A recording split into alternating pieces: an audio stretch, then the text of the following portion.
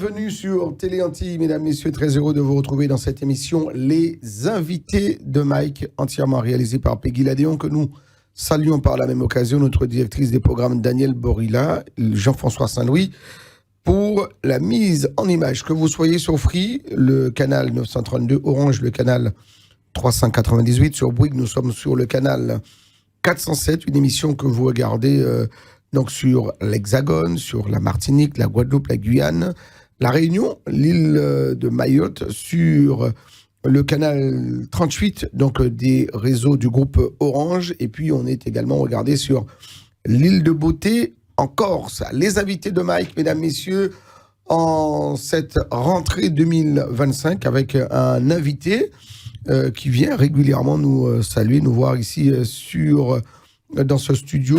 C'est le président de la collectivité territoriale de la Martinique, en la personne de Serge Etchini. Je souris parce que je vous dis, vous êtes un peu chez vous ici, monsieur le président. Bonjour, bienvenue.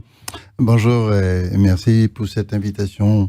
Je veux saluer plus particulièrement mes frères et sœurs de la Martinique qui vivent ici, mais qui sont dans le monde entier. Et puis saluer la population française et ceux et celles qui nous écoutent, qui nous regardent dans le monde entier. Alors, nous sommes là, président, bien sûr qu'on a plein de questions à vous poser, hein, donc à vous formuler donc, dans cette émission, les invités de Mike. Vous avez été reçu le 30 septembre dernier par le président de la République, Emmanuel Macron, qui vous a reçu de manière collégiale. Vous n'étiez pas tout seul, donc il y avait toute une équipe, on peut le dire, d'élus à l'Élysée. D'abord, ça s'est très bien passé, on peut le dire.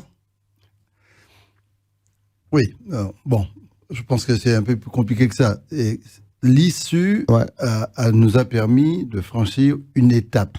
J'insiste beaucoup sur cette expression. De quoi s'agit-il ?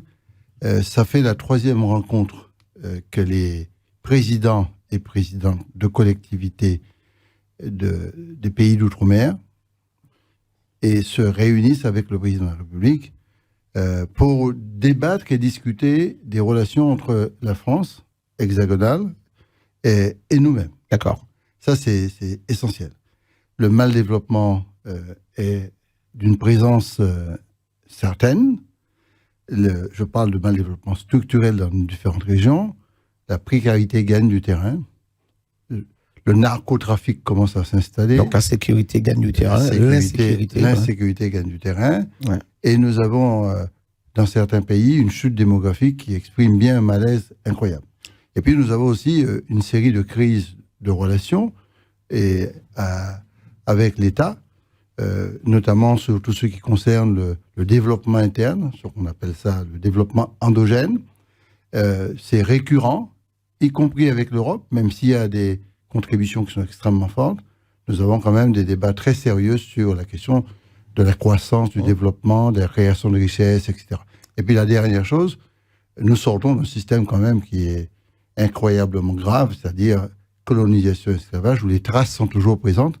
Et il faut rentrer dans un processus, de mon point de vue, de réparation, de compensation, de reconnaissance, qui est peut-être la chose la plus importante par rapport au dernier point, et pour qu'on puisse nous inscrire dans une dynamique de développement qui sort de l'assistanat, de l'assimilation, voire de l'aliénation mécanique. C'est notre démarche à nous, à ce qui me concerne, à Martinique. Donc, l'appel de Fort-de-France qui a été signé, vous vous rappelez, en mai 2022. Vous étiez venu ici nous en parler, oui. Par 6 présidents et présidentes de région. Ouais. Dire, attention, ça ne va pas. Et si on ne change pas le modèle, si on ne change pas la relation donc institutionnelle, ça peut s'aggraver. Étant entendu que chaque pays d'outre-mer, nous n'avons pas ni la même histoire, ni les mêmes objectifs. Ouais. Il faut les respecter. On a d'ailleurs, depuis 2003, la réforme constitutionnelle qui a été faite par Jacques Chirac. Nous avons une évolution du cadre statutaire de chaque pays très différenciée. Ouais. La situation de la Guadeloupe n'est pas la situation de la Martinique. La situation de Mayotte n'est pas la situation de Saint-Martin. Et la situation de la Réunion n'est pas celle de Saint-Barthélemy, pour comparer. Donc il faut respecter cela. Il ne faut absolument pas transgresser la situation historique de chaque pays. Donc c'est dans ce cadre-là que cette réunion du 30 s'est déroulée avec près d'une 60aine de personnes face au président de la République. Ça a duré 4 heures de débats et de discussions âpres, extrêmement sérieux, de très bon niveau, pour savoir quelles sont les voies qui sont ouvertes ou pas. D'accord. En gros, est-ce que le président de la République ferme la porte de toute évolution institutionnelle ou est-ce que le président de la République ouvre la porte? Très bien. Alors, vous avez été reçu, donc une délégation, vous étiez une 60aine à peu près, donc représentant donc, la Martinique, la Guyane, la Guadeloupe.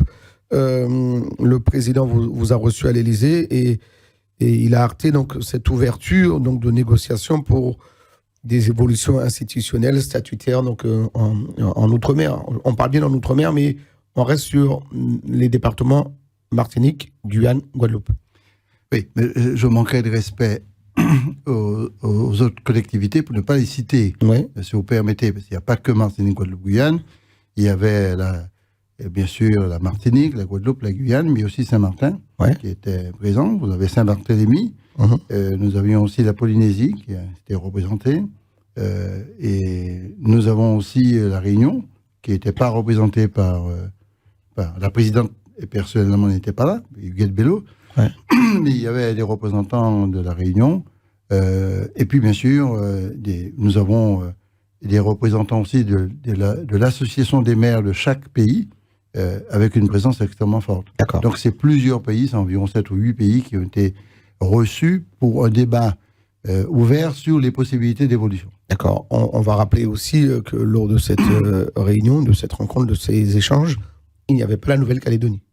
Non, la Nouvelle-Calédonie n'a pas participé. Je ne sais pas si la Nouvelle-Calédonie a été invitée, mais il n'y avait pas la Nouvelle-Calédonie. Je pense que la question des pays, appelons ça du 73-74 dans la Constitution, c'était le débat un peu plus resserré autour de ces pays, la Nouvelle-Calédonie ayant son propre créneau, ses propres espaces, sa propre histoire d'ailleurs, et ses propres revendications. Serge Letchimy, le président de la collectivité territoriale de la Martinique, est notre invité aujourd'hui. Donc, il a été reçu le 30 septembre dernier à l'Élysée. Vous faisiez partie donc de cette délégation martiniquaise.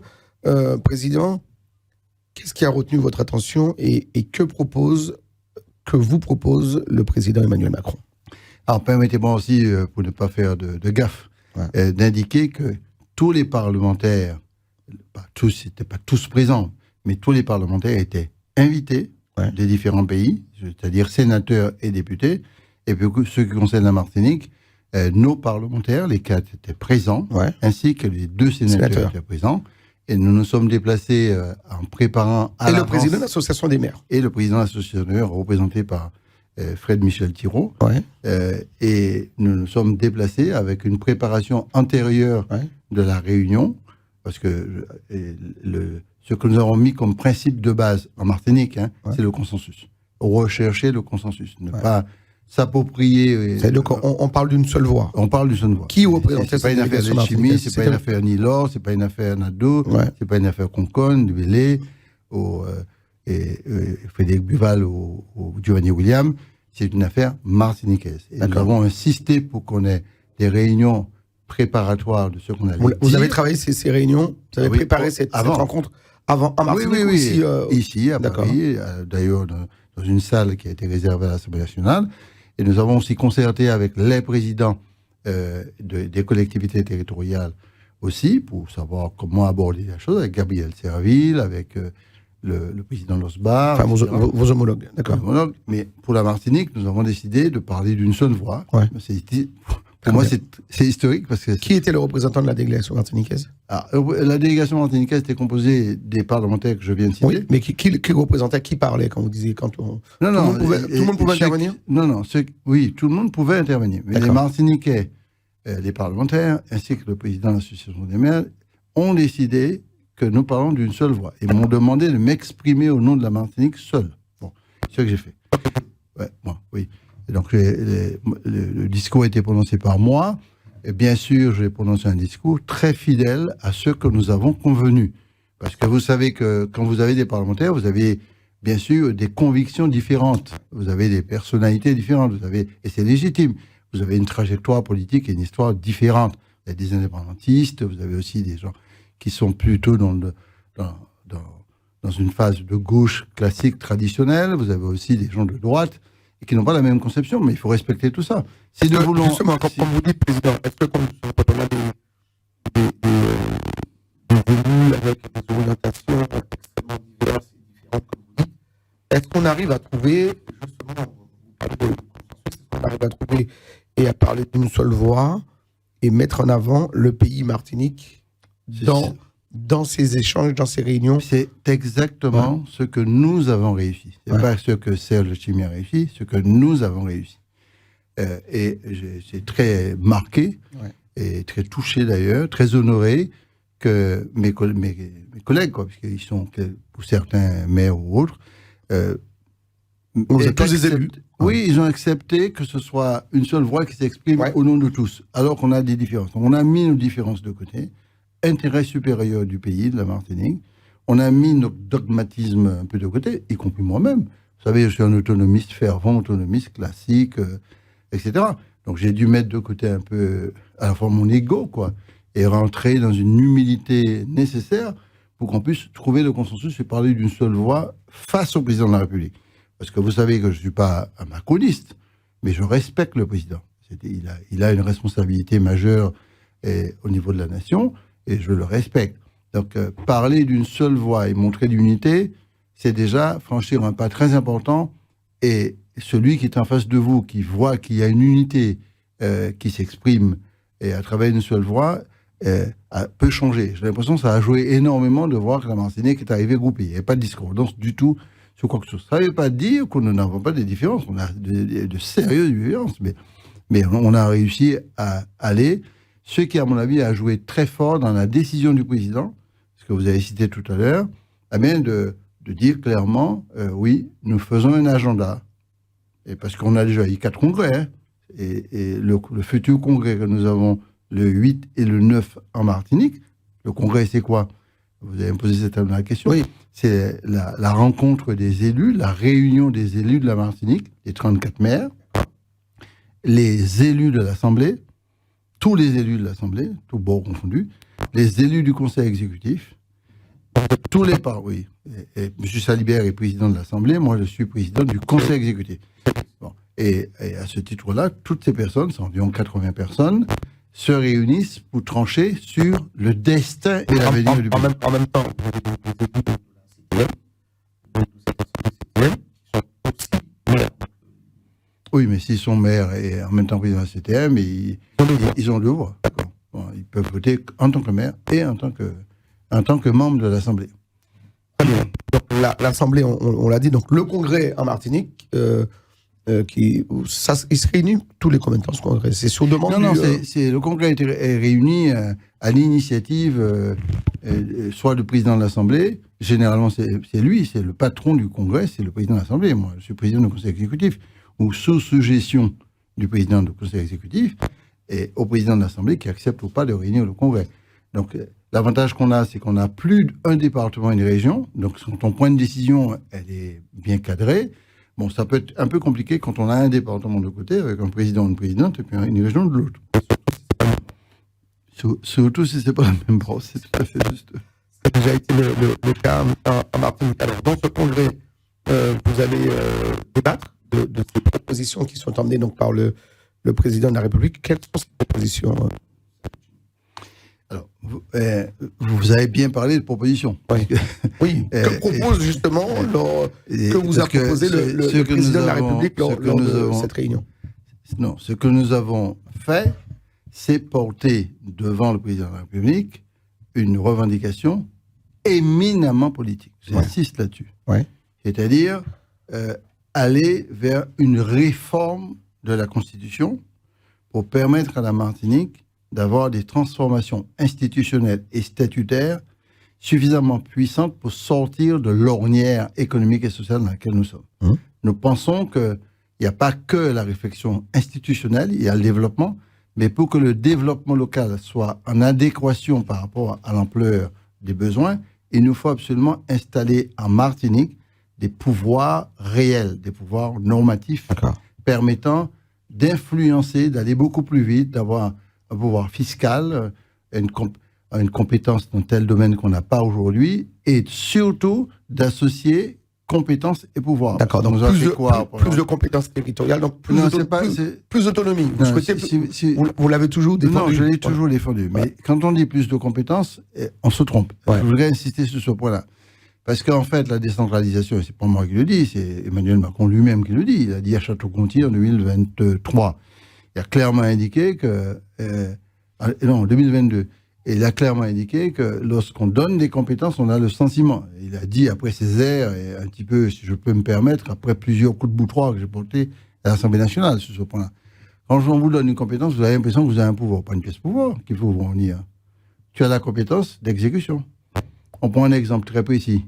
Lorsqu'un maire signe un permis, je prends cet exemple-là, le permis de construire, ok, il ne fait que signer au nom de l'État. Et le maire exécute ce qu'on lui a demandé d'exécuter. Oui, il apprécie les limites séparatives, la hauteur du bâtiment, il délivre un permis. Mais est-ce que le maire peut changer le code de l'urbanisme qui configure l'organisation de la réglementation d'usage du sol et le permis de construire? Non. Obligé de faire 8000 km pour un amendement, virer 8000 km, vous appelez 4 ans. Donc, je prends 50 000 exemples comme ça. Donc, vous n'avez pas donc les pouvoirs normatifs qui sont liés à la compétence. C'est ça le trou. Mais ce trou-là existe pour l'ensemble national. Hein. Mais c'est pire pour nous. Puisque vous n'avez pas du tout les mêmes moyens pour pouvoir influencer sur le plan fiscal, sur le plan financier, sur le plan budgétaire. Donc nous revendiquons qu'on puisse donner des pouvoirs normatifs avec les compétences qu'on nous accorde. De telle sorte qu'on ne soit pas dépendant comme un petit gamin dans une infantilisation meurtrière, dépendant de petites décisions prises... De Paris, en gros de Paris. On ne dit pas, de l'Assemblée nationale, du Sénat. Oui, d'accord. C'est très important de le dire. On me dira, oui, vous avez déjà des compétences, exercer compétences. D'accord. Si vous avez des compétences et vous n'avez pas le pouvoir d'exercer, vous êtes un petit exécutant et vous n'avez pas du tout une influence sur la trajectoire de votre pays. Et comme nous serons demain face à des mutations cruelles économiques, climatiques, écologiques, etc., comment on répond à ces enjeux-là? Donc on va dire aux élus, ils n'ont pas qu'à répondre aux enjeux, mais on ne dit pas aux élus que vous n'avez pas le pouvoir de répondre aux enjeux. Donc en quoi consiste concrètement, Président, ces évolutions institutionnelles? Qu'est-ce que le Président vous propose de mettre sous la table, de mettre tout le dossier, de travailler peut-être par groupe? J'insiste pour qu'il n'y ait pas de confusion. Le Président n'a pas décidé déjà du statut demain de la Martinique autonome. Mais que demandez-vous? Attendez, que demande le Congrès? C'est surtout ça qu'il faut retenir. Et le Congrès s'est réuni 4 fois à demander de manière récurrente la même chose. Installer un pouvoir normatif autonome en Martinique qui nous permet de changer le modèle de développement de manière beaucoup plus rapide, beaucoup plus efficace, par des décisions prises localement en tenant compte de nos particularités. Pas seulement les particularités esthétiques, pittoresques, plage coco, comme ça, mais notre personnalité collective, notre culture, notre identité, notre manière de faire, notre reconnaissance à la biodiversité, la possibilité d'échanger avec Sainte-Lucie, sans pour cela demander à Papa Paris l'autorisation, etc.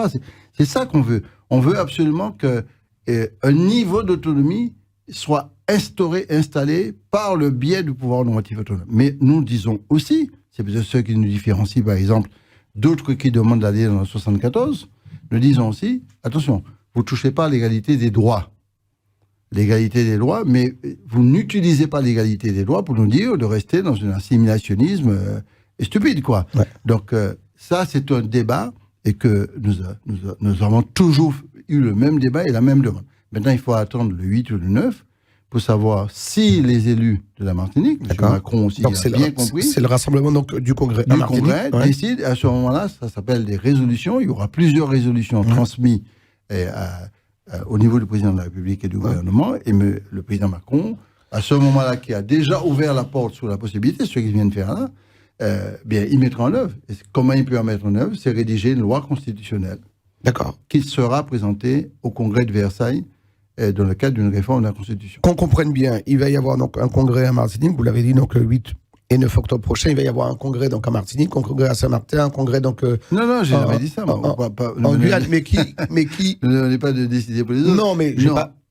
Oui, mais il va y avoir il va y avoir donc un travail, un accompagnement, une demande qui sera faite par chaque entité. Le président a décidé, devant tout le monde, Ouais. d'ouvrir la porte, ouvrir la possibilité, Ouais. ouvrir l'espace pour une évolution institutionnelle et ou statutaire, parce D'accord. qu'on peut avoir une évolution institutionnelle à l'intérieur des institutions, ça évolue. Mais si vous voulez changer de bord, D'accord. changer de statut et aller vers plus d'autonomie, sans pour cela rester dans l'article 73, Ouais. vous êtes obligé d'avoir une réforme de la Constitution. Ouais. Seulement, si vous passez à un article qui existe déjà, passer du 73 par exemple au 74, on n'a pas besoin de réforme de la Constitution, il suffit d'avoir une consultation de la population. Ouais. C'est quand la nécessité se fait, et pour nous c'est notre revendication, se fait qu'on demande la réforme de la Constitution. Pour quelle raison pour nous? C'est parce que la Martinique considère qu'on nous a mis dans une attitude binaire. C'est-à-dire, si vous voulez être français et que français, et oubliez qu'au Caribéen, oubliez qu'au parle créole, oubliez qu'au sont nègres qui n'y a en l'autre manière de voir la société, bien, vous restez dans 73 et vous vous taisez. Donc, on supprime la possibilité, au nom de l'égalité, ce qui est incroyable en France, au nom de l'égalité des droits, on supprime le droit à la différenciation. Et si vous voulez aller vers le droit à la différenciation clair et net, vous passez dans un autre article qui s'appelle l'article 74. Et à ce moment-là, vous perdez de fait l'application de droit de l'égalité. C'est ça qui est fondamental. Et vous négociez l'application de l'égalité, c'est-à-dire les droits, toute espèce de droit conquis en 1946, vous négociez dans le cadre d'une loi organique qui arrive après la consultation de la population. Donc la Martinique, l'orientation, je n'ai pas dit que c'est le choix qui est fait, est prise, je veux dire, conjuguant les deux, le droit à la différenciation, d'exister en tant qu'être humain avec ma culture et ma nature, n'est pas l'ennemi de droit à l'égalité. On ne peut pas dissocier les deux. Il faut conjuguer les deux. Et la France, pays de l'universel, mais qui ignore le particulier, devait comprendre ça. Ouais. C'est pas parce que je suis différent que je ne suis pas un homme. Donc, il faut arrêter cette espèce de stupidité-là. Bon. Donc, ce combat-là est mené depuis Césaire, depuis très longtemps, et nous voulons traduire ça dans les textes constitutionnels, pas dans les textes d'une loi organique. La loi organique viendra par la suite, dans les textes constitutionnels, dans le marbre, y compris avec un article particulier pour la Martinique, exactement comme ce que les Corses demandent ou d'autres pays ont obtenu. Très bien. Est-ce que, justement, à l'issue donc, de ce congrès en Martinique, avec les élus des différentes institutions et assemblées, est-ce que vous arriverez, président Letchimy, j'aime bien le mot consensus, à trouver donc, voilà, l'évolution qu'il faudra mettre en place pour que la Martinique obtienne justement ces dérogations. Ah ben, vous savez, l'ego, ce qu'on appelle l'ego. Ouais. Parce que c'est compliqué chez nous. Hein. On voit, vous non, avez. Pas chez nous seulement, partout. Non, mais quand on voit les assemblées plénières, c'est. Oui, d'accord. Des fois, c'est très houleux. Mais, oui, mais ouais. Ça fait partie de la condition humaine. Ouais. Donc, c'est une de nos problèmes. Bon. Et donc, à ce titre-là, on sera en permanence, y compris moi-même. Bon, j'ai quand même fait une révolution copernicienne en changeant la méthode par rapport au Congrès. Je ne l'ai pas fait par circonstance, mais je pense que ça méritait de mettre sa conception doctrinale politique de côté et sans l'ignorer, pour ne pas aller à l'envers, sans l'ignorer, pour conjuguer vers un minimum acceptable pour tout le monde. D'accord. Je pense que ce minimum acceptable Quel serait ce minimum pour les Martiniquais, quel serait ce minimum, président? Instaurer un pouvoir normatif autonome localement qui nous permet d'adapter les lois et les règlements. C'est pas pour ça que moi séparatiste ou je tue la République. Je tue l'unicité de la République. Ouais. Si je dis que j'adapte les lois sur la réglementation thermique pour les bâtiments, en quoi on va tuer la France? Je prends une expression de quelqu'un que j'aime beaucoup, qui s'appelle M. Adhémar, René Adhémar, le grand pêcheur là, de la Martinique, qui est à la retraite, syndicaliste, etc. Et il dit en créole, mais je reprends les mots, oui, pour aller faire pipi, en gros en créole, pour pisser, faut commander Paris autorisation. Ben c'est une très belle expression qui dit clairement, non, on est complètement corseté. Et je pense que la France a un souci premier, c'est qu'on ne bouge pas trop, parce que l'Empire a besoin d'exister et rayonner dans le continent. La France est le seul pays où le soleil ne se couche jamais. C'est parce que la France a des pays toujours partout. Ouais. Donc cette prévalence de corsetage ne va pas. Donc avoir la possibilité d'adapter les textes. Un texte est voté à l'Assemblée nationale, est applicable de droit chez nous, mais nous avons la possibilité de l'adapter pendant une durée donnée. Ça peut être 2 mois, 3 mois, 6 mois, on l'adapte. Deuxièmement, donner la possibilité d'édicter la loi sur les compétences qui sont les nôtres. Alors bien sûr, tout ça c'est applicable sous les pouvoirs non régaliens de l'État. L'armée, la justice, tout ça c'est l'État. D'accord. Mais tout ce qui est de l'application de l'aménagement de territoire, l'aménagement de 50 pages géométriques, la question de la biodiversité, la question de la culture, de l'art, du sport, etc., d'avoir une pleine autorité pour agir. Bon. Alors ça, c'est la chose la plus essentielle. Ça s'appelle adaptation normative locale. Alors, on me dira, oui, mais vous n'avez pas eu l'autonomie pour autant. Je dis, mais attends, moi, j'aurais souhaité avoir plus. Mais comme je sais qu'il faut absolument consulter le peuple au bout du processus Macron, congrès, double congrès, etc., il faut que le peuple aille consulter, parce qu'il n'est pas question pour moi de soutenir l'idée qu'il ne faut pas consulter le peuple, mais mettre à côté. Donc, pour que ce soit dans l'acceptabilité populaire, c'est très important, il faut rassurer la population, et parce que ce n'est pas brutalement que vous allez faire sortir la population du système d'assimilation à un système de spécialisation. Ce n'est pas possible. Donc, voilà la demande forte qui est faite. Pourquoi? Au service de notre développement économique, au service de notre progrès, au service d'une autre culture, du développement, pour sortir du système qu'on a, qui est pour moi un système de prédation économique puissant. D'accord. On va revenir un petit peu sur le calendrier, Président, si vous le voulez bien. Donc, congrès 8 et 9 octobre. Et après ce congrès, on se revoit à Paris? Ah mais non, ma vie n'est pas à Paris. Attendez. Non, mais si le congrès adapte un certain nombre d'orientations et de propositions... Avant Paris, il y a le peuple. Que fait-on? Oui. Je insiste. Il faut passer par un référendum? Attendez. Ouais. Non, avant Paris, il y a le peuple. Ouais. Donc, nous allons nous exprimer au Congrès. Au nom du peuple. Au nom du peuple. Et surtout, on ne va pas le faire au nom du peuple sans le peuple. Parce qu'on peut parler au nom du peuple sans être cohérent avec le peuple. Donc, parallèlement à ça, nous organisons des débats avec le CSSM. Et je voudrais féliciter et remercier le CSSM qui fait un boulot. C'est M. Bellemare, le président, fait un boulot incroyable avec les acteurs économiques. Parce qu'il faut persuader les acteurs économiques que nous ne sortons pas de la République, qu'on ne perd pas l'égalité. D'accord. Si les acteurs économiques sont sensibilisés, les associations, les syndicats, les associations et du débat citoyen, c'est très important pour moi de faire ce débat. Nous avons, après le Congrès, c'est continuer à être sur le terrain pour discuter avec les gens. C'est pas courir Paris. Hein. Bon, c'est continuer à discuter. Et surtout, raffermir nos liens opposition-majorité. Parce que nous avons 3 oppositions qui sont installées là, mais il y a d'autres oppositions. C'est pas parce qu'il n'y a pas d'élus qu'il ne faut pas parler au Palima, il ne faut pas parler aux autres groupes politiques qui sont de notoriété connue. Il faut parler aux syndicats et pour persuader tout le monde. Et il faut aller voir mamie, papi, au Gaumont, à Macouba, et les jeunes dans les quartiers, à Canal-à-la-Rive. Donc, à l'issue du congrès, une concertation la plus large possible. Très large. D'accord. Il faut vraiment mettre des tennis et pas aller près quoi. Marcher pour aller au Hamoun pour expliquer. Parce que ce sera extrêmement important, parce qu'il faut assurer la cohérence. Parce que le premier réflexe de la population, de dire, ne sachant pas, j'excuse la population, parce qu'ils passent ça. Ah, je donne compétence, pas ni de l'eau. Je donne compétence, transport là-bas à marcher. C'est un peu légitime, ce type de réflexe-là. Et je comprends, mais parce qu'ils ne savent pas que c'est limité et que nous n'avons pas la possibilité. Ils nous disent des fois, vous pouvez faire des habilitations au titre de l'article 73 pour les plus sachants. Bon, je leur dis quelle habilitation? C'est-à-dire, on vous habilite à faire la loi, mais quand on le fait, pour avoir une habilitation pour le robinet de l'eau, c'est 4 ans. Donc, si vous dirigez un pays, tous les 4 ans, on reprend la décision, on finit plus ça. Bon, donc ça n'a pas de sens.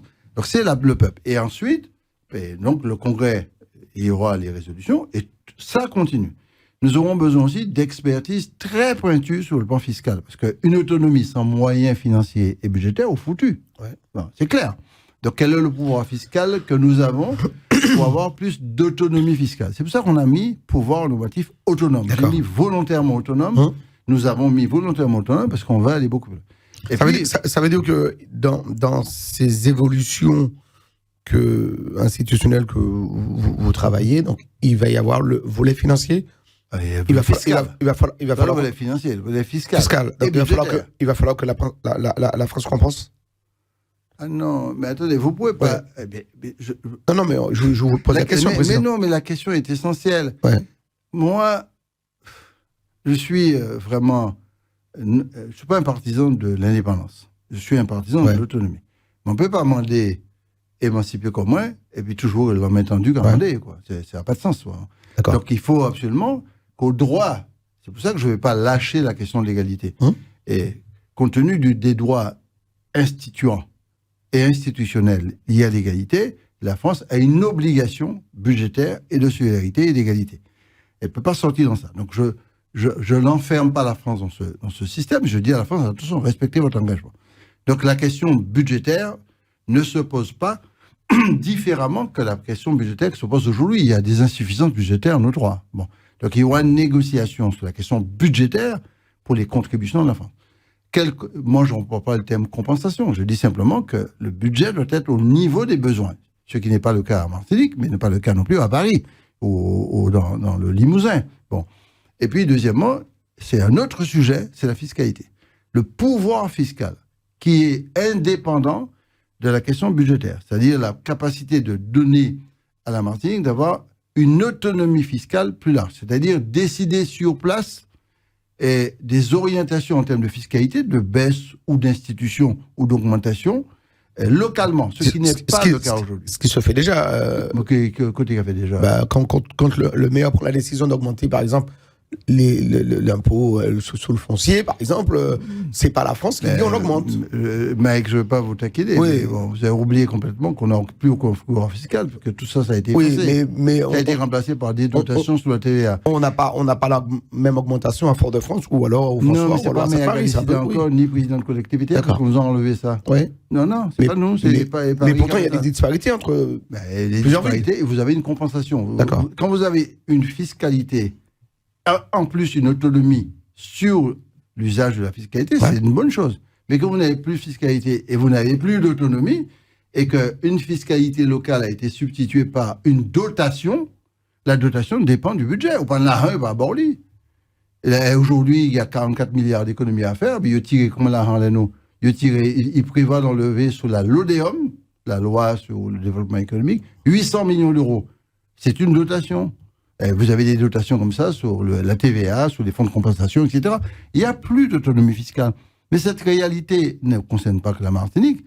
Ça s'aggrave pour la Martinique et la Guadeloupe, parce qu'on est très éloigné et puis on est dans un système binaire de relations avec la France. Mais c'est grave aussi au niveau national. On n'a pas d'autonomie fiscale. Et tout ce que nous avons, 87% du budget de fonctionnement et des recettes du budget de fonctionnement, ce sont liés aux dotations. Nous avons qu'une petite fiscalité sur le toit de mer, c'est ça, et puis une fiscalité sur l'essence. Ça s'arrête là. Et puis, ce qu'on appelle les dotations qui sont liées aux mutations immobilières, mais tout le reste, c'est État. Mais pire, on vous donne des dotations et on vous affecte d'autorité l'usage de la dotation aux prisonniers. D'accord. Donc les taxes foncières, les taxes ordures, les taxes ménagères... Mais c'est plus décidé par les collectivités. C'est fini. Et ça ne rentre pas dans les caisses des collectivités territoriales. Non, vous avez des dotations qui vous sont redonnées par... Donc quand on paye, alors je prends un exemple, quand on paye ses impôts au Robert, à Saint-Esprit ou ailleurs, en Martinique, ça rentre à Paris pour revenir en Martinique. Je vous informe, peut-être que vous ne le savez pas, que la taxe d'habitation a été supprimée. Enfin, la foncière. Mais la foncière a été réformée. D'accord. Et transformée dans une autre forme. Mais on la paye toujours, Président. On la paye, mais ça passe par des caisses de l'État pour revenir sur... C'est la question que je vous posais. Donc ça, quand on paye en Martinique, ça rentre à Paris et puis on a une dotation. Pour la plupart. Pas la totalité, mais pour la plupart. Donc on n'a pas... Ce qu'il faut comprendre, c'est que quand vous voulez ou dans un avion, on va diriger, il faut une essence, non? Oui. Bon, souvent l'essence, ça va bien retomber. Aujourd'hui, on n'a pas suffisamment d'essence, et on n'a pas suffisamment d'autonomie, d'alimentation de l'essence pour pouvoir voler. Donc, on n'a pas d'autonomie fiscale. Et c'est une des revendications. D'ailleurs, vous devrez faire référence à un discours, un texte extraordinaire de Césaire, c'est le discours des 3 voies et des 5 libertés. Et ce discours des 3 voies et 5 libertés, parmi les 5 libertés qu'il exigeait, Césaire, dans les années 50-60, c'était le pouvoir fiscal, qui était fondamental.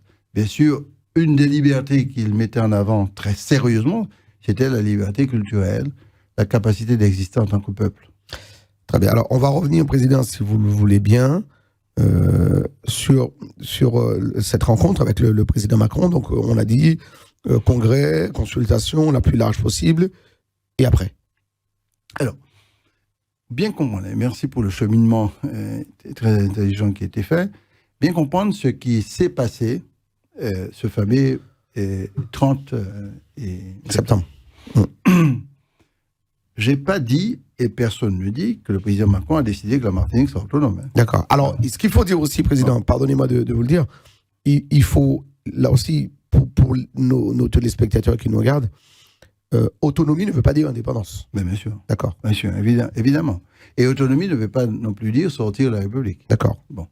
Et perdre des droits. C'est que les Martiniquais sont très attachés à ces droits-là. Donc, je n'ai pas dit ça.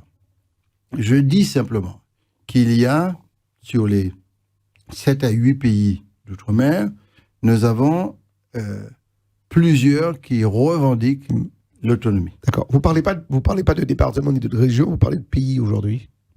Pourquoi aujourd'hui toujours? Ouais. Je parle de pays, de peuple, de langue créole. Ouais. Pour moi, il y a 2 langues, il y a une langue française et une langue créole. Ouais. Mais j'ai toujours parlé de ça. C'est un pays, c'est pas un territoire. Le territoire, c'est un petit peu réduit à l'espace physique. Il n'y a pas d'humain, pour moi. D'ailleurs, sur votre communiqué, on le voit, vous ne dites pas Martinique, mais vous dites Matinique. Donc, c'est créoliser le nom Martinique. Oui, mais depuis, nous avons décidé de voter que la langue créole est une langue, et pas un patois, marginalisé. Et nous pratiquons dans toutes nos communications une part de créole dans le texte. D'accord. Même quand j'écris au président de la République, même quand j'écris au préfet, et à tout le monde, il y a une formule créole. Il y a toujours, pas seulement une formule, une partie créole, etc. Jusqu'à présent, on ne m'a pas remis au tribunal. Ça va peut-être venir un jour, mais puis c'est pas interdit. On a décidé ça en assemblée. Ouais. On m'a mis au tribunal tout de suite après. Une fois, j'ai gagné. J'étais très surpris d'avoir gagné. Et ensuite, on m'a fait appel et on m'a fait perdre. Oui, donc, mais l'État dit que toute administration, enfin, quand il y a un document, il doit être libellé donc, dans la langue du pays, donc à savoir le français. Vous avez été rétorqué là-dessus. Mais attendez, je ne peux pas marronner, non? Je n'ai pas le droit de marronner. Oui, mais... Vous savez ce que c'est que le marronnage? On a décidé de faire un marronnage républicain. D'accord. Quand vous faites du marronnage, vous prenez des risques. Oui. Je peux aller au tribunal demain matin parce que... Et d'ailleurs, ils me l'ont fait. Oui. Ils m'ont traduit au tribunal et jusqu'à présent, ça continue. Parce que vous n'avez pas gagné encore, du coup? Moi, j'ai gagné, moi, rapide, moi, j'ai gagné, etc. Mais on ne va pas lâcher. Pour moi, il y a des délibérations qui sont des délibérations instituantes. D'accord. Même si nous perdons là. En gros, c'est ça. Donc, personne ne peut faire me tirer ça. Bon. Et d'ailleurs, on m'a déjà écrit pour me dire, attention, monsieur, on utilise la langue créole que lorsqu'il n'y a pas de formulation en français. Je dis, il n'y a aucune formulation en français pour moi qui existe. Et quand j'ai envie de parler créole. Bon, c'est tout. Donc, là, sans langue, terminé. Bon. Alors, on verra ce qui se passe demain. Je considère que c'est une richesse incroyable d'avoir une diversité linguistique, le breton, le corse, etc., etc. Je trouve ça fantastique. Et c'est cette libération psychologique et intellectuelle que la France n'arrive pas à faire. La France est bloquée. Dans la tête de la France, il y a un problème de ficelage du cerveau qui ne permet pas de sortir de l'aliénation. Est-ce que vous avez pas peur qu'on dise que oui, mais il écrit en créole ou il s'exprime en créole, ça fait un peu partie du folklore et l'administration... Non, parce que la personne qui dit ça a institué dans sa tête que ma linguistique est folklorisante. C'est pas vrai. C'est exactement le même bail-là qu'on dit dans ses moyens folklorisants. Non, de la même manière qu'on dit que bon, c'est le pittoresque qui compte, la plage, le cocotier, etc. Donc on vous colle ce type d'image-là à la gueule, au visage et à la tête, ça ne fait que diminuer votre personnalité collective. C'est pour ça que je suis pas d'accord. On va revenir sur le cheminement donc des évolutions institutionnelles, président, si vous voulez bien. On était dessus. Ouais, donc on l'a dit. Monsieur Macron, il n'a pas déclaré là que la Martinique, puisque c'est 3 pays qui sont concernés, Guyane, Martinique, Guadeloupe. D'accord. Bon. Pourquoi seulement 3 pays? C'est c'est 3 a priori qui demandaient à. Tout le monde était là, il a dit clairement, il y a 3 pays qui ont considérablement fait évoluer leur réflexion, ont écrit, ont fait de très nombreuses études sur la fiscalité, sur la norme, sur et la rédaction même des textes. Et D'accord. Martinique, bon, les autres acquiescent. Et je respecte. La Réunion n'a pas demandé d'évolution institutionnelle. Très bien, c'est leur droit. Donc il faut respecter ça. Et M. Mussington de Saint-Martin a déjà une évolution institutionnelle en passant du stade de commune à un stade de 74, c'est-à-dire une collectivité territoriale. Il demande d'amplifier la loi organique qui configure cette institution. Donc je reviens, alors qu'il n'a pas dit que ce soit, et il ouvre la porte pour donner la possibilité d'aller vers une évolution institutionnelle et ou statutaire, j'insiste sur les deux termes, parce que ce n'est pas la même chose, et ou statutaire pour les pays qui le souhaitent. Quels sont les pays? Martinique, Guadeloupe, Guyane. D'accord. Pour ces trois pays, il y aura bien sûr des revendications différentes. C'est normal, vous l'avez expliqué, c'est normal. C'est logique. Ouais. C'est des revendications différentes. Pour les pays, on a jusqu'au 31 décembre pour présenter nos propositions, comme nous apparaît. Donc, si le Congrès a voté, s'il n'a pas voté, c'est fini. S'il votait dans ce sens, à ce moment-là, pendant les 2 mois qui viennent d'un 3 mois, il a constitué un groupe de travail. D'accord. Il a constitué un groupe de travail composé du cabinet de l'Élysée, c'est lui qui parle, qui dit que ça, du cabinet du Premier ministre, bon, faudrait-il encore que toute bagaille était bien équilibrée c'est le temps prochain, et du cabinet du ministère de l'Outre-mer et de la collectivité concernée. Ce groupe de travail avec les experts concernés vont rédiger la formulation de la loi constitutionnelle, les bases de la loi constitutionnelle qu'on devra négocier avec nos parlementaires, etc. Donc vous aurez beaucoup de discussions sur beaucoup de points, parce que le Congrès va donner une orientation, mais il ne va pas rentrer dans le détail de qu'est-ce qu'on va faire de l'octroi de mer, etc. On aura beaucoup de détails à bien apprécier, parce qu'il ne faut pas se lancer dans une réforme constitutionnelle sans ça, sans caped, sans gain. Bon. D'accord. Donc il y aura un travail de détail, et il a donné, le groupe de travail se réunira jusqu'au 31 décembre. Au 31 décembre, on se revoit avec lui pour décider de l'orientation. Martinique prend telle orientation, Guadeloupe prend telle orientation, et Guyane prend telle orientation. Et en cas de besoin de réforme de la Constitution, ne pas évacuer l'inscription dans une réforme de la Constitution. Il y a déjà la Corse qui est dans un processus de réforme de la Constitution. Ça se passera certainement en courant 2026. Pour les gens qui n'ont pas besoin de réforme de la Constitution, exemple ceux qui veulent aller directement en 74, donc il n'y a pas de réforme de Constitution, il y a simplement une consultation de la population, et c'est écrit clairement dans les textes. Donc, ce deuxième rendez-vous de fin décembre, s'il n'y a pas de choses graves qui se passent au niveau national. Ou de début d'année 2026. Oui, c'est une étape encore essentielle. Et si on est légitimé par le Congrès et par la population qu'on commence à consulter, sachez que s'il y a une réforme de la Constitution par la Réunion et à Versailles, je parle du Congrès national, je ne parle pas du Congrès Martinique. Et là, c'est le président de la République qui réunit donc ce... c'est lui qui a la clé. Voilà, qui réunit ce congrès à Versailles. Oui, c'est lui qui a la clé. Sénateurs, assemblée, enfin tout le monde, tous les élus. Députés et sénateurs. D'accord, députés et sénateurs, mais ils votent, soumis à vote, ça peut ne pas aboutir.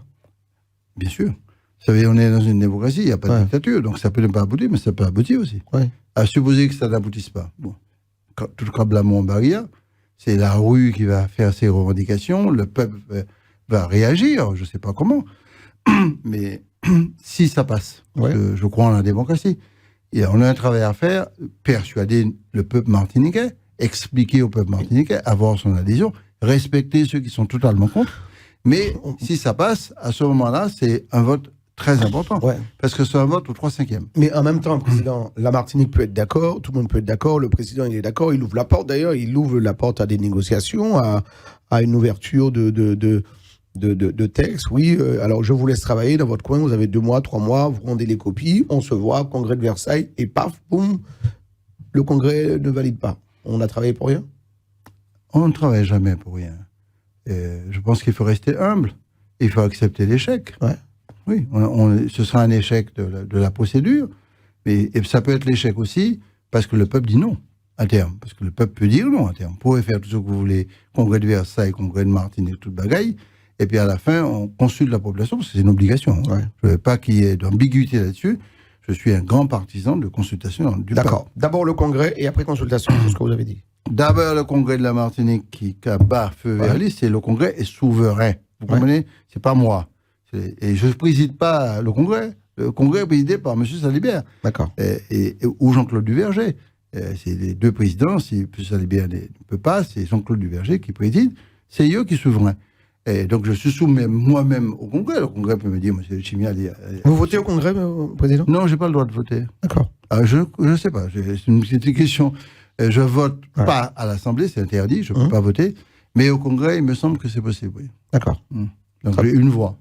D'accord. Alors, quand vous dites que Congrès plus concertation de la population, ce que j'entends bien, comment on évalue, comment on rentre dans l'approbation, dans le consentement de ce que la population décide? Admettons que la population dise oui, mais nous les plus que ça, nous les indépendances. On dit quoi, président? Non, j'ai été à l'extrême. Mais Oui, c'est une hypothèse, à mon avis, qui n'est pas improbable. C'est le droit à l'indépendance, je respecte ça terriblement. Le droit à la décolonisation, encore plus. Non, je pense que là, nous avons un processus. Moi, j'ai choisi, c'est mon choix, d'avoir un processus réformiste, de dialogue et de discussion, de persuasion. Je pense qu'on peut aboutir au sein de la République à accompagner la France à sortir de son marasme intellectuel et politique de fermeture des libertés. D'accord. Je dis bien, on peut aider la France. On peut me dire, c'est prétentieux de dire ça. Mais je dis, oui, je suis obligé de le faire, parce que je suis la première victime, nous sommes, nous, les premières victimes des aberrations des fermetures impérialistes. Bon, ainsi que l'Afrique et nous-mêmes, puisqu'on a été victimes de l'esclavage et de la colonisation. Mais je pense que la France est aujourd'hui ankylosée dans un système qui n'évolue pas du tout. Avoir la prétention de diriger la Martinique à partir de Paris à 8000 km, c'est une connerie, quoi. C'est une bêtise, quoi. C'est pas possible. Et ça se fait toujours maintenant. Donc on est dans les mains de lobbying, de ceci, cela, pour toute décision prise à 8000 km. De petites décisions, c'est pas même des décisions d'ampleur. Donc on peut aider la France. On peut, en nous sortant nous-mêmes par nous-mêmes, et aider en même temps nos différents pays. Et à mon avis, si on réussit ça, on pourra conjuguer le concept qui dit que la diversité est une richesse, est un apport. Maintenant, si la France refuse ça et considère qu'il faut rentrer dans un processus d'aliénation et nous pousse, écoutez bien, même plus dans l'aliénation, mais dans l'auto-aliénation, c'est-à-dire l'aliénation nous-mêmes par nous-mêmes, et c'est une catastrophe pour ces pays qui sont voués à une extinction progressive. Hein. Donc voilà le processus qui est fait. Maintenant, quand M. Macron, en fin décembre, tranchera, et pour la nature, on n'y va pas, on y va, mais quelle est la nature de la revendication? Et puis nous verrons comment faire du lobbying auprès du Parti socialiste au niveau national, des partis politiques, pour que les votes des assemblées soient conformes aux souhaits de la population. Est-ce que le Congrès, cette fois-ci le Congrès national, peut, par voie d'amendement, modifier les doléances qui seront faites par le Congrès de la Martinique? Le fonctionnement du Congrès lui-même, c'est d'acter des éléments majeurs. Donc, d'accord. Pas d'amendement. C'est pas un débat avec amendement sur la proposition. D'accord. Bien sûr, il peut y avoir des modifications dans les négociations que le président peut avoir avec les chefs de parti. D'accord. C'est très important. Ouais. Alors, alors c'est vrai qu'on a dit plein de choses, mais on est dans un calendrier, quand on regarde le vôtre, celui du président, celui, le gouvernement, on n'en parle même pas, mais on est dans un calendrier extrêmement serré. Oui, on est dans un agenda qui est serré. Bon, très honnêtement... Après, on peut énumérer. Hein. Le président, dans un an et demi, il est supposé ne plus être là. Je comprends. Vous, peut-être la même chose. Enfin, il faut que ça aille très vite. Peut-être. On va dire peut-être. J'ai clair, hein. Oui. Je n'ai jamais caché. Je suis un homme libre et je ne fais jamais de trucs de macaquerie à côté. Non, j'ai clairement indiqué, c'est mon dernier mandat, c'est mon dernier mandat. D'accord. Ça s'arrête là. Donc, M. Macron, lui, il a un dernier mandat, pas par volonté, par obligation, parce qu'il ne peut pas faire plus de 2 mandats. En gros, le défi, d'ailleurs, je lui ai dit, on a 2 ans devant nous pour donner à la Martinique. Vous savez, moi, écoutez-moi bien, cette réforme-là, c'est une réforme de très grande ampleur. De très grande ampleur. Parce qu'on ne peut pas utiliser nos pays que pour des forces géostratégiques mondiales. Il va falloir vraiment que la réforme soit profonde.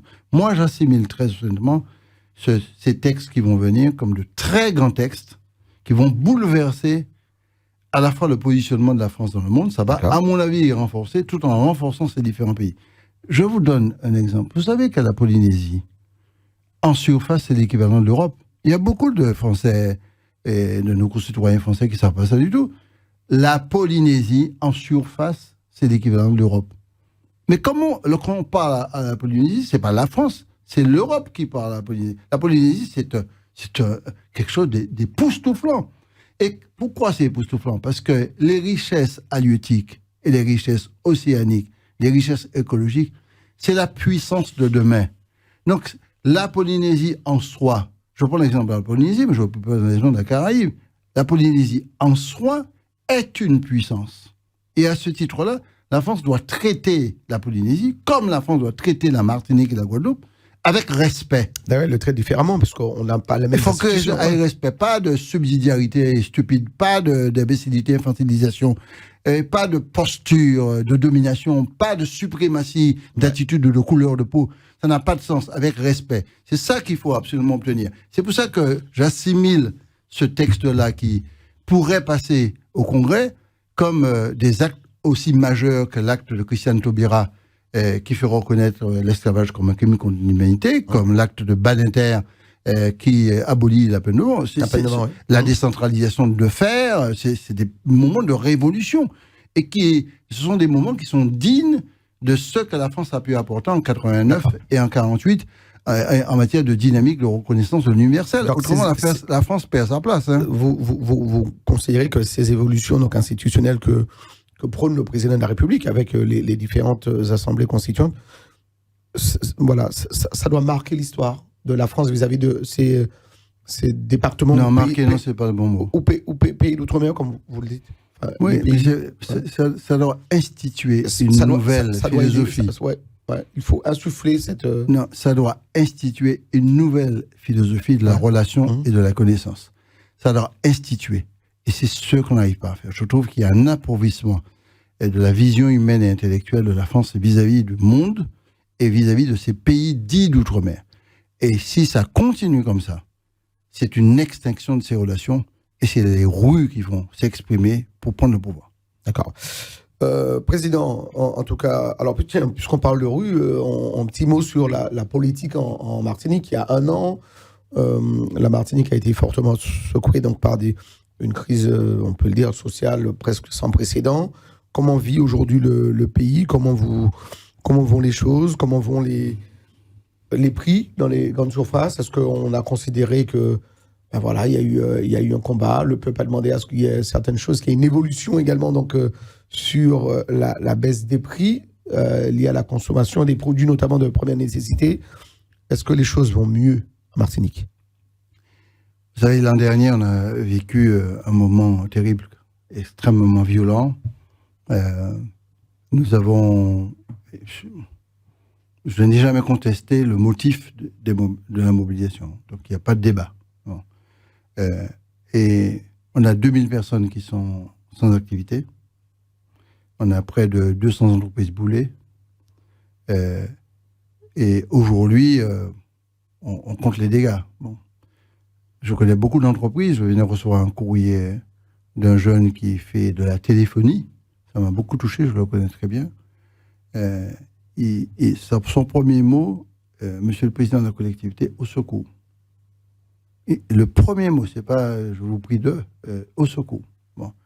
Je le connais parce qu'il s'est fait de lui-même. Il s'est battu tout jeune.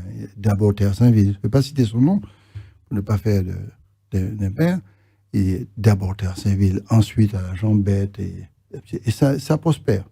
Alors, un petit nègre tout petit et qui a progressé. Bon, on a pas mal comme ça de jeunes Martiniquais. Et donc, on a connu des moments difficiles. On a réussi petit à petit à apaiser. J'ai vu l'État ébranlé. J'ai vu l'État défaillant. C'était très dur. Parce que, et les réactions pouvaient être graves, avec des tirs à balles réelles qui s'échangeaient, voire beaucoup de morts. On pouvait avoir beaucoup de morts. Donc on a réussi à sortir de ça. Je considère aussi que sur la question de la vie chère, nous n'avons aucune responsabilité et aucun pouvoir pour agir. On pense que la collectivité c'est l'État qui agit dans ce domaine-là, notamment pour ce qu'on appelle l'autonomie alimentaire. On pousse sur l'autonomie alimentaire, on prendra encore une heure de discuter pour quelle raison on est bloqué sur l'autonomie alimentaire, où on ne produit que 20% de ce qu'on consomme. C'est-à-dire 80% de ce qu'on consomme, c'est importation. Hein. Un café Gesta, c'est simplement ça, des containers. C'est voulu. C'est un système. Oui. Mais il ne faut pas être naïf, quoi. D'accord. C'est un système qui dure et qui perdure et qui va perdurer si on ne change pas le système. Si vous voulez qu'un pays vive et s'épanouisse autrement et continue à augmenter les populations en partie à l'envers, où il y a intérêt, il y a une croissance interne forte, et pas simplement dire que tout le monde a dit une fonctionnaire. Alors, un système en place qui a été dénoncé par le ministre des Outre-mer lui-même, Manuel Valls, mais j'ai l'impression que c'est bien de constater, mais il n'y a pas d'avancement, Président. Non, il ne faut pas dire ça, non, c'est pas vrai. Il y a une situation très difficile qu'il faut accepter de changer. Ouais. D'ailleurs, Emmanuel Macron disait, parmi les observations, vous savez, un président de la République, il met toujours des prudences sur certaines choses. Il a mis des prudences sur ce qu'on appelle l'insertion régionale par rapport au niveau social Martinique par rapport aux autres pays, au niveau social Guyane par rapport aux autres pays. Il tire l'attention. Enfin, bon. Et il attire l'attention aussi, il attire l'attention sur la question des oligopoles qui dominent en Martinique et en Guadeloupe. Il faut avoir le courage d'affronter et d'installer un nouveau modèle économique. D'accord. Si on demande l'autonomie, c'est parce qu'il faut mettre un nouveau modèle économique. Il ne s'agit pas de tuer tous ceux qui sont en activité, leur entreprise, etc. Ce n'est pas ça l'objectif. C'est installer un nouveau modèle économique qui partage mieux les richesses et qui permet d'installer ce que j'appelle une nouvelle démocratie économique qui va permettre, quelle que soit couleur, l'origine ou qu'on sorte, il vole gaplage ou traînelle, tu as une chance de réussir. Aujourd'hui, c'est peu de chances de réussir, même si c'est très intelligent. Donc ça, depuis là que je réponds à la question, depuis les événements, on a enclenché la mise en place du protocole que nous avons signé. La collectivité a respecté tout ce qu'elle avait pris comme engagement sur notamment l'octroi de mer. Pour prendre un exemple, l'État a respecté pour baisser. On a mis l'octroi de mer sur des produits dits de première nécessité. C'est d'une importance capitale. C'est plus de 6 000 produits que nous avons identifiés pour pouvoir permettre la baisse des prix sur les produits de première nécessité. L'État a appliqué la TVA à taux zéro sur ces produits-là. Donc, il y a une baisse qui n'est pas suffisamment significative pour être remarquée par le panier ménagère. On ciblait à peu près 20%, autour de 20% de baisse. Là, on est autour de 10-11%. Sur les produits de première nécessité. Ouais. Par contre, comme vous et moi-même, nous constatons... Qui peut vérifier il y a un observatoire qui vérifie le... Nous constatons que sur les produits qui ne sont pas de première nécessité, il y a une dynamique d'augmentation des prix. On l'a vu comme tout le monde. Assez importante. Assez importante. Bon. D'accord. Ça, il va falloir régler ça. La loi Valls, qui est quand même une initiative très importante, j'avais demandé cette loi. J'avais même rédigé, à la demande du Premier ministre de l'époque, M. Barnier, j'avais rédigé les premières bases du texte de la loi. Bon, j'avais, mon équipe et moi-même. Et donc, la loi Valls est bienvenue. Ouais. Bon. Et donc, pour l'application de ce qu'on appelle l'effacement du transport pour les produits de première nécessité. Bon, il y a quelques impairs dans la loi Valls que je n'apprécie pas trop parce qu'on est revenu au BQP, c'est-à-dire à très peu de produits.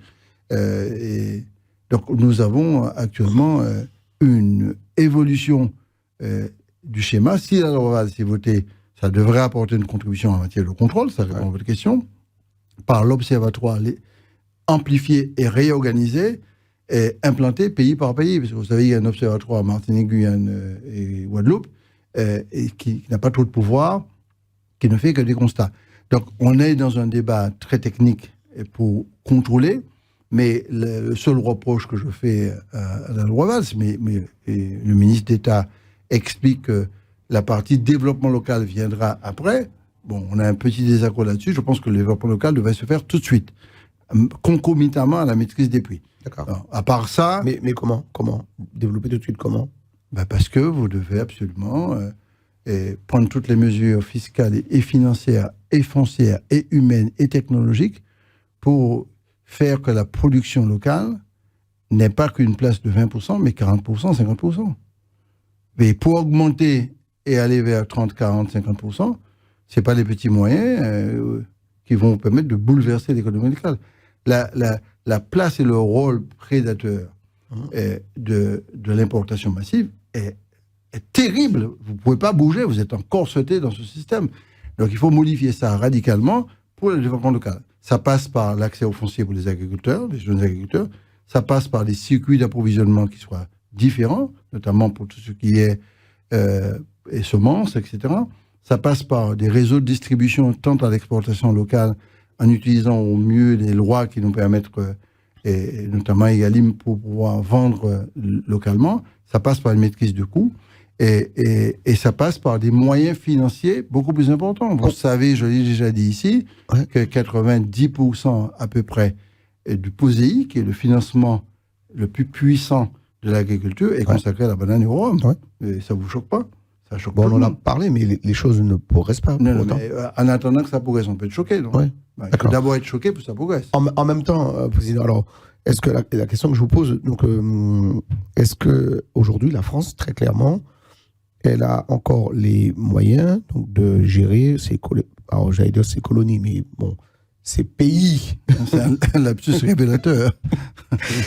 Ces pays donc, des Outre-mer, est-ce qu'aujourd'hui, donc, faudrait. Alors, on parle de changement de système, mais est-ce qu'aujourd'hui, on peut encore continuer comme ça? Est-ce que la France n'est pas arrivée au bout du système et qu'il faut revoir carte sur table et dire, mais voilà, on n'y arrive plus et il faut revoir les choses différemment?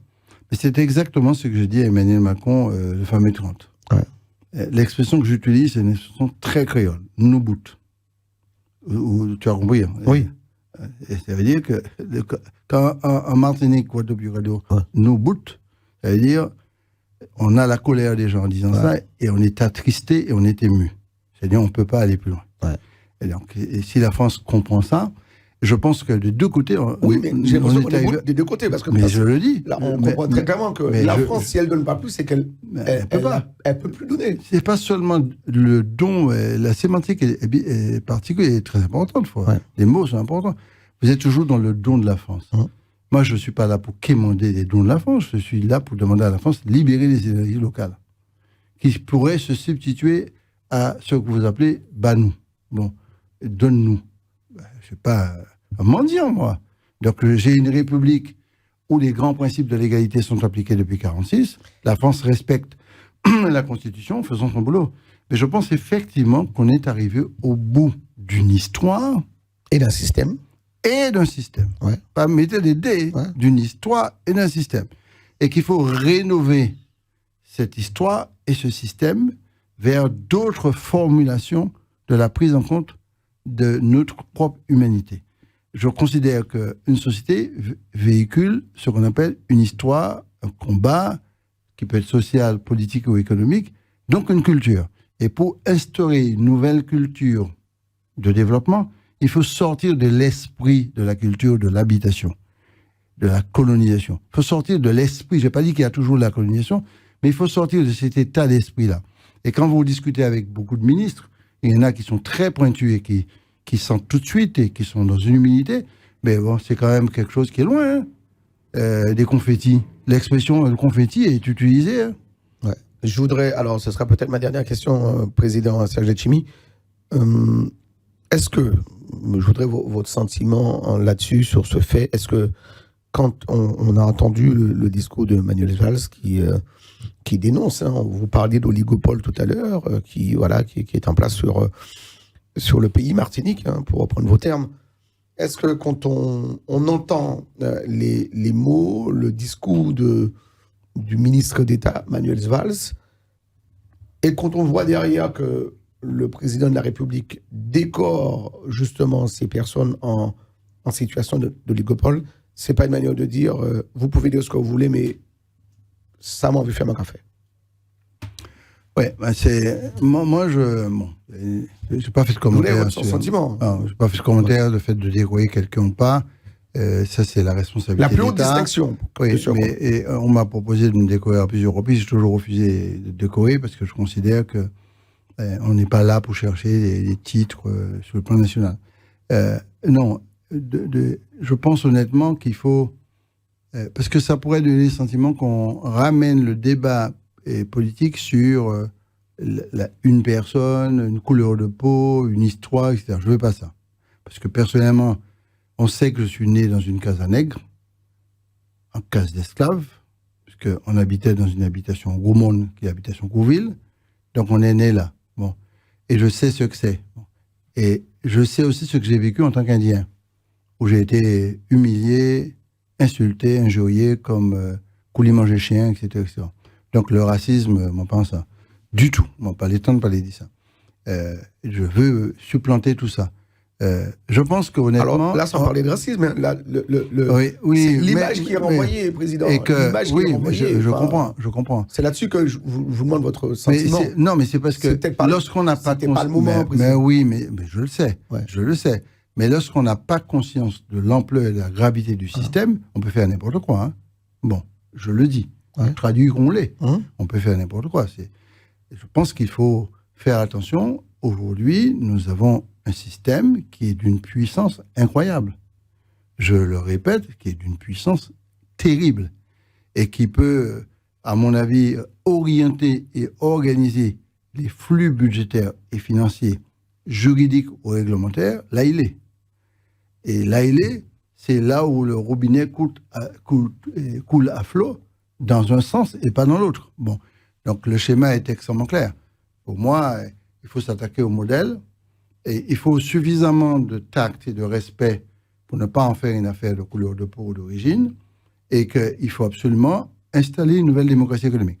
Alors, j'ai toujours tendu la main, y compris béquets, nègres, chinois, et coulis, etc. J'ai toujours tendu la main, toujours ouvert la main en disant « construisons ensemble ».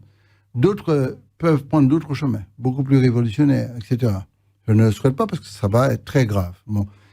De ce côté, je continue à tendre la main, mais je constate qu'il y a une espèce de rigidité intellectuelle, psychologique et politique, et cette rigidité-là est cautionnée sur le plan national, et qu'il faut décautionner ça sur le plan national. Voilà. Très bien. Ça, c'est pour terminer sur une bonne note. En tout cas, c'était votre point de vue. Merci, en tout cas, Président, d'être venu. Mais vous m'avez posé la question sur le fait comment va la Martinique. Oui. On a dit la partie difficile, mais la Martinique, aujourd'hui, après toute cette période-là, se redresse progressivement. Ouais. D'ailleurs, la collectivité que je préside a connu des périodes noires aussi très compliquées, très difficiles sur le plan budgétaire et financier. On recommence à faire surface. Je ne fais qu'inaugurer... On a entendu dire aussi, hein, Président, permettez-moi de vous poser cette question, que la collectivité, elle est en faillite, elle n'arrive pas à payer ses dettes et que les gens qui ont travaillé il y a 1 an ne sont toujours pas payés. Qu'est-ce que vous avez envie donc de dire sur ces propos qui sont... Je ne vous tendais pas la perche pour dire quelque chose qui n'est pas correct. Bon. J'essayais d'expliquer que la collectivité a eu des moments difficiles, comme toute collectivité. Il ne faut pas noircir le tableau non plus dans n'importe quel sens. Ouais. Et ce sont des collectivités qui ont des vocations et avec des moyens qui sont extrêmement faibles, je l'ai dit tout à l'heure. On a une situation... où la dette qui nous a été laissée était très élevée, j'étais en train de dire que nous sommes en train de redresser budgétairement et financièrement la situation. Ça a pris du temps. Et j'allais dire, au moment où vous m'avez arrêté, que la collectivité, aujourd'hui, a beaucoup de chantiers lancés. Je ne fais qu'inaugurer des lancements de chantiers ces temps-ci. Simplement parce qu'il fallait ces 3 années pour redresser. Donc, les petites paroles qu'on estime reprises par droite à gauche, c'est pas mon centre d'intérêt principal. On entend dire, vous entendez pas que ça, vous entendez d'autres choses, non?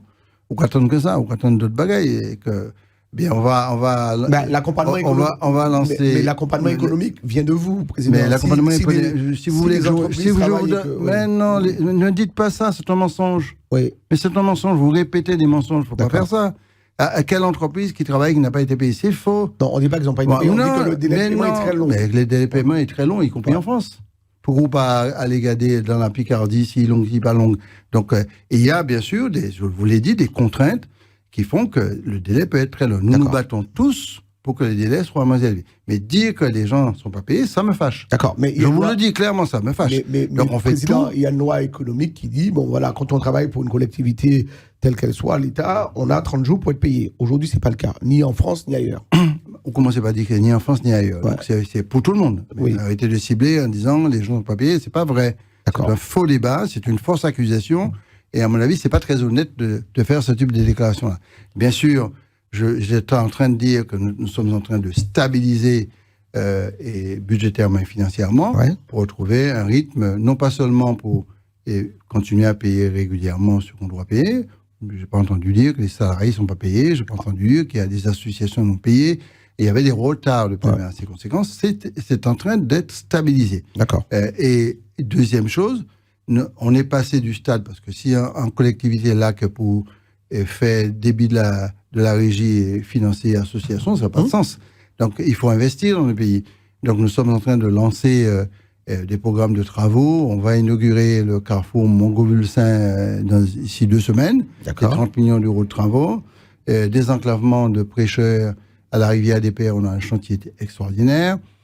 Nous avons l'extension du port qui va être lancée bientôt, avec des portiques. Il y a eu un portique qui est tombé récemment, qui a été un problème. Et l'extension de l'aéroport est terminée. Nous travaillons sur la relation Carrère-Brassy-Lorraine, qui est une liaison qui va permettre de relier le nord au sud. Nous avons un programme de développement de pôle logistique à Ducos qui va commencer bientôt. Et sur la question de l'énergie, on travaille pour faire de l'énergie offshore, c'est-à-dire en mer, pour alimenter tout le pays. Et nous avons un programme de développement global de la Martinique sur les années qui viennent là, qu'on va lancer, avec de très nombreux investissements en musée des civilisations, pour prendre un exemple, un espace d'exposition d'art. Nous avons 4-5 collèges, dont certains qui commencent en travaux à Trinité.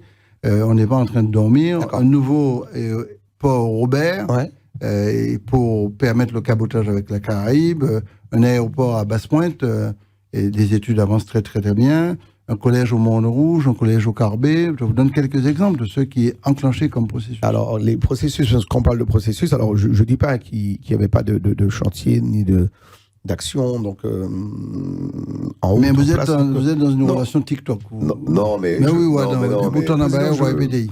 Je vous pose la question, mais c'est bien que ce soit le président. Mais c'est bien que ce soit le président qui défende les. Mais la communication TikTok, moi, pense, ça m'a trop vieux pour faire TikTok.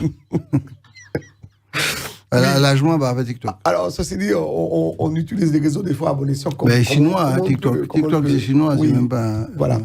Est-ce que vous voulez, on parlait, alors un petit mot sur la géothermie, parce que j'ai reçu aussi des experts ici qui disaient que, bon voilà, on a un programme sur la géothermie qui n'est pas au point chez nous, en tout cas aux Antilles, et sur lesquels on pourrait donc faire beaucoup d'économies en parlant d'énergie. Mike, au cas, répond par inutile. Oui. Non, à nous parler franchement, c'est pas parce que nous, les spectateurs, ne peuvent pas parler franchement. Il y a 2 permis en géothermie, livrés avec des sondages, des études, notamment aux Anses d'Arlé et au Lamentin. Donc ça avance. Vous savez, vous ne donnez pas d'autorisation en Bouquevini, qui a dû les faire géothermie, il a pris en pelle, il a fouillé pour trouver géothermie. Il y a le respect des procédures, il y a des règles, il y a des études d'impact à faire pour donner l'autorisation. Je n'ai pas envie de me retrouver devant la justice demain parce qu'un bouc dit qu'il a fait géothermie, c'est comme les sargasses. Tout le monde les transforme en sargasses. Mais il y a des procédures qu'il faut respecter. D'accord. Et si vous ne respectez pas les procédures, vous êtes devant un tribunal. Une erreur de procédure, vous êtes devant un tribunal. Donc il faut arrêter que les gens viennent raconter un peu tout et n'importe quoi et qu'on puisse m'infliger ce type d'observation dans une émission telle que la vôtre. Merci en tout cas, Président. Et puis, écoutez, nous, on est là. Hein. C'est bien qu'on échange, je vous pose des questions, donc vous nous apportez les réponses. Alors des fois, les questions ne peuvent pas forcément toujours vous convenir, mais on vous les pose, c'est comme ça. Non, j'aime bien les thèmes qui sont vérifiés, qui sont bien pensés, mais j'ai horreur du relais de paroles inutiles. Non, mais si c'est pas vérifié, vous nous dites pourquoi c'est pas vérifié. Vous l'avez exprimé. Mais